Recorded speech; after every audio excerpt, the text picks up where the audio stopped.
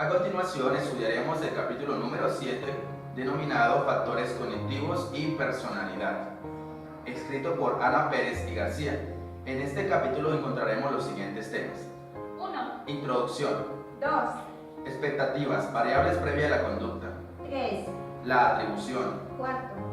Reacciones ante la pérdida de control. Y quinto será el resumen y conclusiones. Este grupo está conformado por mi compañera Angélica Tamayo, por mi compañera Marta, por mi compañera Angie Carolina, Angie Chávez y quien les habla, Edwin Rincón. Las teorías sociocognitivas de la personalidad destacan la importancia de la cognición en el funcionamiento humano, es decir, en los procesos motivacionales, emocionales y en la conducta desarrollada.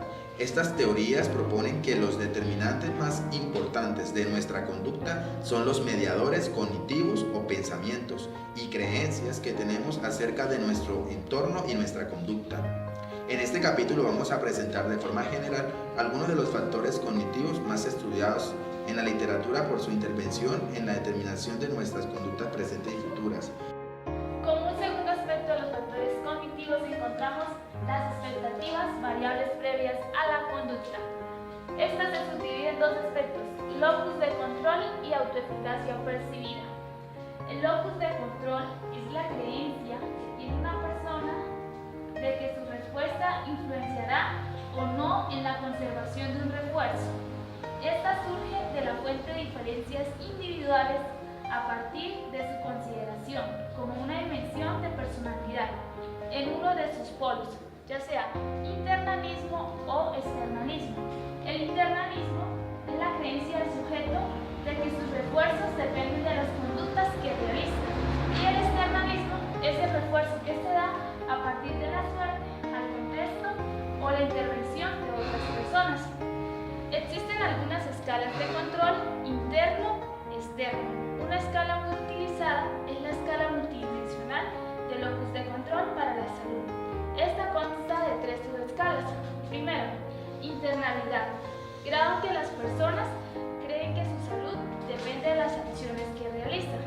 Segundo, creencia de que está determinada por otras personas relevantes. Cuarto, creencia en que la salud o enfermedad están determinados por la suerte o el destino.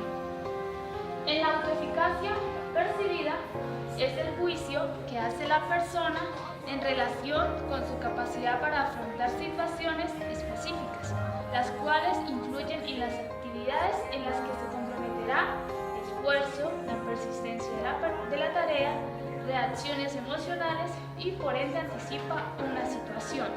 Esta puede ser prospectiva, se siente ya antes de empezar la acción, u operativa, que es la acción y su contextualización. Las creencias de autoeficacia provienen de distintas fuentes de información. Puede ser propia experiencia de éxito o fracaso, una experiencia vicaria, es decir, aprende viendo a otras personas, una persuasión verbal, cuando uno anima o es animado destacando las cualidades y la confianza, o también por estados emocionales y fisiológicos. Tenemos la autoeficacia en términos específicos vinculadas a situaciones concretas. Asimismo, está la autoeficacia generalizada, siendo un constructo universal que consiste en la creencia básica e inherente a todos los individuos. Y asimismo encontramos la evidencia conjunta. Uno tiene cierto control sobre las cosas que le suceden desde el momento en que se cree que una conducta producirá un determinado resultado. Se siente capaz de superar los problemas y realizar con éxito las actividades que tiene entre manos. En ocasiones, las personas pueden controlar ciertas situaciones mediante el control secundario. Este se da cuando uno reconoce que no puede controlar acontecimientos importantes en la vida. La persona acepta la situación, pero confiando en Dios, el destino o simplemente interpretando de forma positiva la situación. O en ocasiones, lo que se hace es focalizarse en aquellas cosas que uno sí puede hacer en relación al tema. Bueno, seguimos con la atribución, procesos posteriores a la conducta. Esta teoría nos hace entender la conducta humana desde la diferenciación de los procesos de atribución y las consecuencias de atribución. Los procesos se refieren a las causas que las personas utilizan para explicar sus conductas. Para que una conducta sea juzgada casualmente, debe ser fruto de una intención, es decir, una conducta que no sea involuntaria o rutinaria. Y las consecuencias recogerían los efectos tanto emocionales, cognitivos y motivacionales que afectarán la forma en que la persona se enfrenta a un futuro en las situaciones similares. Todas estas consecuencias son cruciales para entender la conducta futura en la medida en que afectan la motivación, la emoción y las reacciones afectivas derivadas de los resultados. Modelos teóricos sociales. Nos habla Heidegger que la existencia de dos clases generales de fuerzas que entran en la producción de una acción, que son fuerzas personales y fuerzas ambientales, y que estas dan como resultado factores personales y factores situacionales. Si las fuerzas ambientales son nulas, el resultado se deberá a factores causales personales, y si las fuerzas ambientales son muy fuertes, el resultado podrá producirse sin intervención personal alguna. Los factores personales se localizan a su vez en dos factores: motivación, que incluye dos elementos: la intención o elemento direccional de la motivación y el esfuerzo o elemento cuantitativo de la motivación, es decir, el grado en que la persona intenta realizar la conducta. Y el segundo, la capacidad, que se refiere a la habilidad física o psicológica requerida para realizar una acción. Por su parte, las fuerzas ambientales varían en función de su grado de estabilidad, considerándose a la dificultad de la tarea una fuerza estable en la que se mantiene constante hasta que se complementa la acción, y la suerte, una fuerza inestable sujeta a fluctuaciones incontrolables del ambiente. La conjunción entre la capacidad y la dificultad de la tarea determina si la acción es posible, es decir, el poder o la posibilidad. De forma general, la atribución de responsabilidad varía en función de la contribución de las fuerzas ambientales y personales al resultado de la acción. Es decir, cuanto mayor sea la contribución de la situación, menor responsabilidad personal se atribuirá. Teoría de Kelly. Esta añade dos aspectos relevantes a la hora de explicar la conducta. Por una parte, se incluye la autoatribución y por otra, se extienden las fuerzas ambientales que determinan las adscripciones causales. Así, además de la estabilidad, se incluyen las entidades y las personas. Los factores causales y los efectos o resultados se relacionan en función del principio de covarianza. Como posibles efectos se señalan el éxito y el fracaso, y como causas potenciales se describe un modelo tridimensional, en el que se incluyen las tres fuentes mencionadas, que serían entidades, contextos y personas. Las entidades serían los objetos, los estímulos o personas hacia los que se dirige la respuesta. Y a partir de esta fuente se obtiene la información de distintividad, es decir, si la respuesta ocurre o no cuando otras entidades están presentes. El contexto, que es el tiempo o la modalidad, que sería la situación en que ocurre la acción.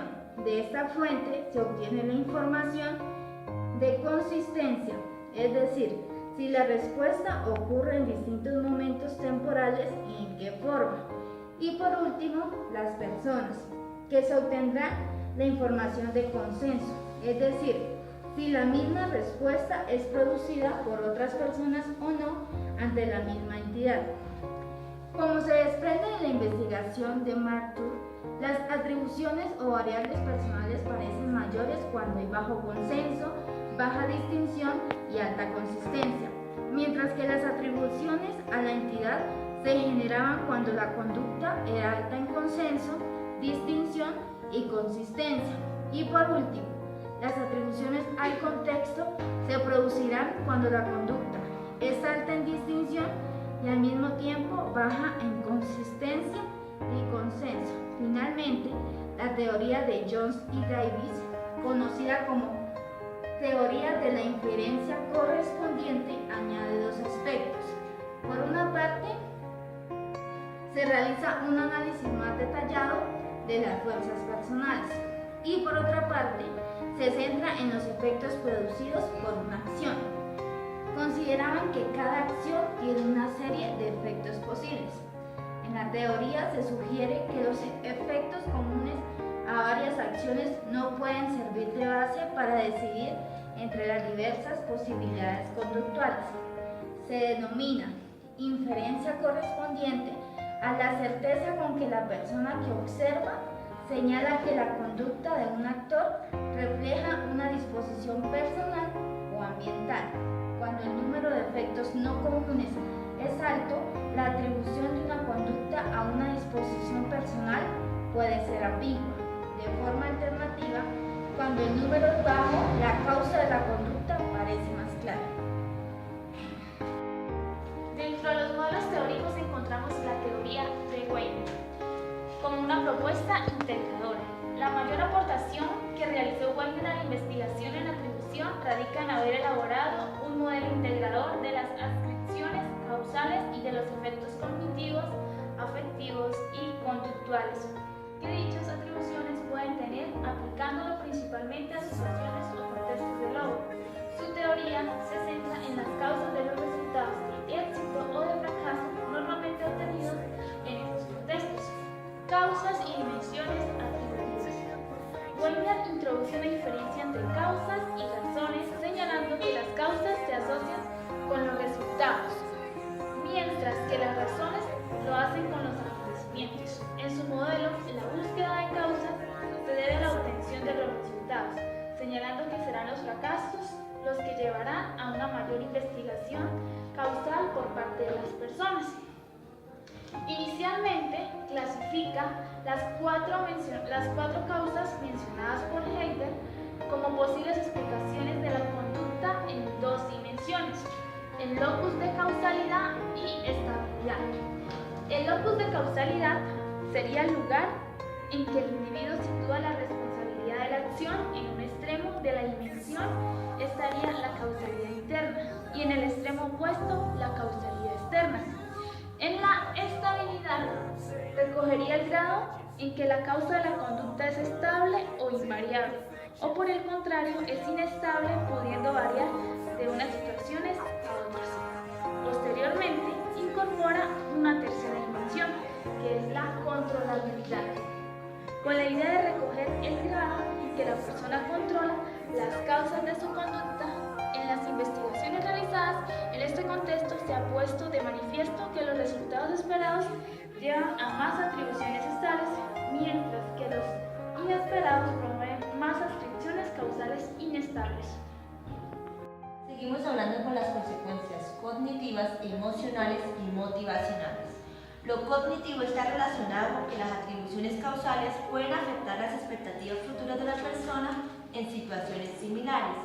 Se ha sugerido que las expectativas futuras estarían determinadas por el resultado del éxito o fracaso. Lo emocional o afectivo nos dice que cada emoción es resultado de la situación a la que estemos enfrentándonos.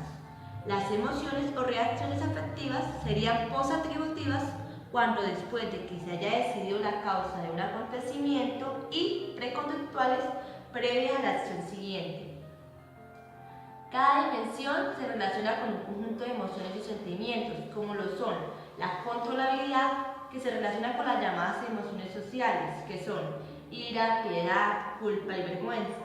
La ira es elicitada cuando la persona incumple un debería. La piedad o compasión son experimentadas por otros cuando la causa de la conducta de la persona es incontrolable. La culpa se experimenta cuando se hace una atribución de una autorresponsabilidad, y la vergüenza, por su parte, surgiría cuando se tratan las causas incontrolables. Por último, la dimensión del locus de causalidad influirá en la autoestima o en la autoatribuido. Lleva una mayor autoestima que el éxito externamente atribuido. Se puede adoptar una estrategia defensiva consistente en atribuirse a uno mismo los éxitos utilizando causas externas para el fracaso. Este sesgo sería egoísta porque se trataría de maximizar el placer asociado al éxito y minimizar el malestar generado por el fracaso. Otra estrategia sería la misma que ante cualquier otro acontecimiento respondemos ante resultados esperados haciendo atribuciones internas y ante los inesperados haciendo atribuciones externas. Lo motivacional está relacionado con que las atribuciones internas del fracaso y externas del éxito son las que generan dudas sobre uno mismo, así como las creencias estables del fracaso son impedimentos para la motivación. Ante esto tenemos terapias basadas en la atribución que se centran en el cambio de condiciones a cambiar las conductas y más concretamente las atribuciones causales que no nos permiten adaptarnos al fracaso. Seguimos con las reacciones ante la pérdida de control, en la cual encontramos la reactancia, la cual estudia las relaciones experimentadas por las personas ante las distintas situaciones incontrolables. Seguidamente encontramos los parámetros, en los cuales encontramos 5 variables, las cuales son la de libertad, para llevar a cabo una determinada conducta, es decir, solo se experimentan las relaciones cuando la persona se percibe a sí misma libre. Encontramos como segunda la amenaza, la cual es percibida cuando se manifiesta la conducta, es decir, en cuanto mayor sea la amenaza, mayor cantidad de reactancia se activa, produciendo al máximo reactancia con libertad sea total eliminada. Tercera, importancia, es la importancia que tiene para la persona dicha conducta, es decir, cuanto más importante sea para la persona la libertad amenazadora, más reactancia experimentará. De cuarta encontramos la afectación. Nos dice que grado en que la amenaza afecta por implicación a otras conductas o libertades, es decir, se activa mayor reactancia cuando se vean implicadas por una amenaza mayor número de libertades. Y como última tenemos la legitimidad de agentes amenazadores, es decir, fuente que amenaza la libertad. Seguidamente encontramos los efectos, en la cual está presente la restauración directa, que es cuando una persona experimenta reactancia, llevará a cabo acciones para restaurar la libertad que le ha sido restaurada. Allí mismo encontramos la restauración indirecta, la cual realiza la conducta que desea, de alguna forma, equivalentemente a la amenaza. Y como tercero, respuesta subjetiva, para restaurar su libertad. Seguidamente, la evidencia experimental. Acá se usan las escalas y se tienen en cuenta 2 estrategias, las cuales la primera, el analizar el nivel de reactancia experimentado por personas caracterizado por algún rasgo o variable de personalidad, y como segunda, considerar la tendencia experimental. Bueno, ahora encontramos el decremento de acción o la indefensión aprendida. Para hablar de la indefensión aprendida, nos remitimos al experimento realizado por Auvernier y Seligman en 1967. Ellos fueron los que introdujeron por primera vez el término indefensión aprendida a partir de los resultados obtenidos en sus trabajos de laboratorio sobre el condicionamiento al miedo en perros. La explicación que ofrece Seligman al fenómeno denominado como indefensión aprendida era que el animal o la persona aprendía que su conducta no afectaba a los resultados que obtenía. Esta expectativa de la falta de causalidad sobre las consecuencias generaba los siguientes efectos o deterioros. En el primero encontramos que la falta de motivación para iniciar otras respuestas que sí se podían controlar, observándose mayores latencias de respuesta y menos éxitos. Entonces aquí es lo que conocemos como el déficit motivacional. Segundo, la dificultad para aprender que su respuesta podía tener efecto sobre otros acontecimientos o situaciones. Aquí hablaríamos del déficit cognitivo. Y tercero, las experiencias repetidas con acontecimientos incontrolables llevaban a un estado emocional caracterizado por el incremento de la ansiedad y el miedo que podía terminar en depresión. Sería déficit afectivo o emocional. En un desarrollo posterior, se señala que primero el individuo ante la situación de incontrolabilidad debe percibir la no contingencia y a partir de ahí forma la expectativa de que en el futuro tampoco habrá dicha contingencia o causalidad entre su conducta y las consecuencias que la siguen. Roth y Voss sugirieron uno de los primeros problemas encontrados en los estudios de indefensión en humanos, que es el de la generalización de los síntomas de indefensión y el de las reacciones emocionales experimentadas por los sujetos sometidos a incontrolabilidad. Para esto se realizó una reformulación del primer planteamiento de Seligman. Entonces se dice que a partir de los problemas surgidos al aplicar el modelo a humanos, Abramson, Seligman y Teasdale reformularon el modelo de Seligman, introduciendo como elementos moduladores las atribuciones que la persona hace entre la percepción actual de no contingencia y la expectativa futura de que tampoco habrá contingencia. Las explicaciones o descripciones causales que el individuo hace cuando percibe incontrolabilidad pueden situarse en torno a 3 dimensiones atributivas. La primera, encontramos internalidad y externalidad. Si la incontrolabilidad se atribuye a factores internos, se desarrollaría una indefensión personal. Si por el contrario se atribuye a factores externos, se desarrollará una indefensión universal. De segundo encontramos estabilidad versus inestabilidad. Se dice que si la incontrolabilidad se atribuye a factores estables, los déficits de indefensión desarrollados tendrán mayor duración. Si por el contrario la incontrolabilidad se atribuye a factores inestables, los déficits desarrollados serán menos duraderos. Y finalmente encontramos especificidad versus globalidad. Esta dimensión predice si los déficits ocurrirán solo en la situación presente, cuando se hacen atribuciones específicas, o por el contrario se generaliza la incontrolabilidad de la fase inicial a un gran número de situaciones y tareas diferentes al utilizar el individuo atribuciones globales. En conclusión, a partir de la combinación de estas dimensiones, los mayores déficits y la posible aparición de una depresión se asociaría con factores internos, estables y globales, que determinarían una indefensión personal, una mayor cronicidad y una mayor generalización a situaciones, sea cual sea su parecido con la experiencia previa de falta de control. Finalmente, hablamos ahora de una integración que ha sido el modelo bifásico, es decir, cuando combinamos la reactancia y la indefensión. Entonces se dice que la expectativa de control sugiere que se activará reactancia o indefensión cuando la persona espera controlar la situación y encuentra que no.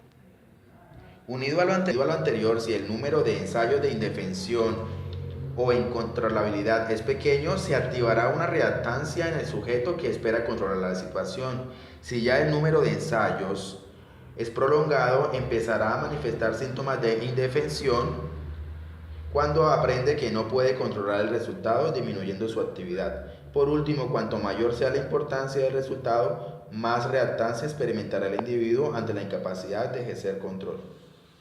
Para concluir, se han repasado distintos factores cognitivos relevantes por sus implicaciones motivacionales, cognitivas y emocionales. En primer lugar, se trataron las valoraciones previas a la conducta o expectativas.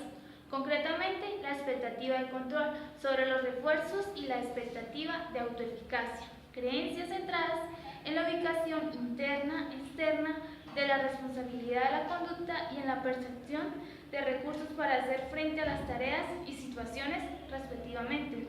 Estas creencias son especialmente relevantes para la percepción de control sobre sus vidas. Seguidamente se han analizado los procesos de atribución o causas que utilizamos para explicar nuestros éxitos y fracasos. Los factores a los que recurrimos para explicar los resultados positivos y negativos tienen efectos sobre la autoestima, las expectativas con las que afrontamos futuras situaciones, el esfuerzo que hacemos en las mismas y las relaciones emocionales que experimentamos según el tipo de resultado y la causa que creamos responsable del sí mismo.